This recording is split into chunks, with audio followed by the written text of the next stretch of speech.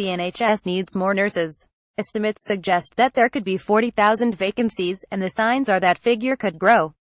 Worryingly, the latest update from the Nursing and Midwifery Council (NMC) suggests a vital pipeline for recruits is starting to run dry. It's not just that the number of European nurses and midwives who left the register rose to more than 4,000 in the year to September, an increase of 67% compared to the previous year. We also saw a dramatic decline in those making that big life and career decision to bring their skills to the UK. New registrations fell to just over 1,100, a drop of nearly 90%.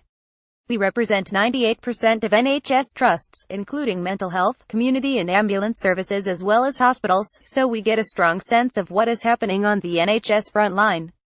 They are telling us that losing valuable staff in this way is the very last thing that the health service can afford. It's true that, as an overall proportion of nurses and midwives registered with the NMC, the fall is modest. But there are two key points to remember here. First, the NHS has come to rely more heavily on that EU pipeline in recent years. Now it's becoming clear that the uncertainty surrounding Brexit is taking its toll. Some nurses and midwives are heading home. We know there are many more who are considering their options.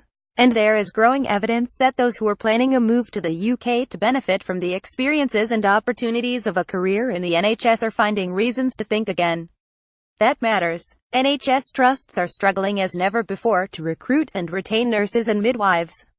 They are working to ensure their European staff feel engaged and motivated, and will carry on recruiting overseas, but there is only so much they can do by themselves. Just a small drop-off in NHS nurses from the EU will make a bad situation worse. And when trusts can't cover gaps in rotas, it affects the quality of care. Patient safety is always the top priority, but this becomes more difficult when staff are overstretched. The other important point here is that when it comes to staffing, the NHS is running to stand still, because demand for care is going up and up. Yes, there are more clinical staff in the health service than ever before, but the increases in GP referrals, accident and emergency attendances, emergency admissions and diagnostic tests are far greater. This is a bad time to be losing European nurses and midwives, whose skills are at such a premium. And let's be clear, this is not just in hospitals. The pressures on mental health and community services and paramedics have also risen through the roof. There are around 1 in 10 vacancies in mental health nursing alone.